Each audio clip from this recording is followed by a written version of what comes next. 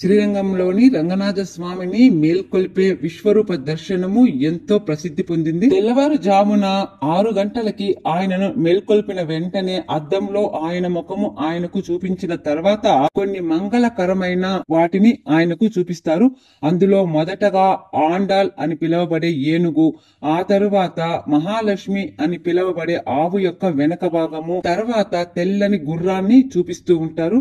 ఆవు యొక్క వెనక భాగంలో కామధేనువు కొలువై ఉండడం చేత కామధేనువుని ఆయనకు చూపించడం జరుగుతుంది. ఏనుగుని గుర్రాన్ని ఎదురుగా నిలబెట్టి ఆవుని వెనుక వైపుగా నిలబెట్టి రంగనాథ స్వామి ఆలయ గర్భగుడి తలుపులు తెరుస్తారు. ఈ మూడింటిని చూసిన తర్వాత ఏనుగు గీంకారం తోటి మంగళకరమైన వీణా నాదం తోటి శ్రీరంగనాథుల స్వామి వారు మేల్కొని భక్తులను అనుగ్రహిస్తారు. ఎంతో అద్భుతంగా అనిపించే ఈ విశ్వరూప దర్శనాన్ని చూడడానికి దేశం నలుమూలల నుండి భక్తులు వస్తూ ఉంటారు.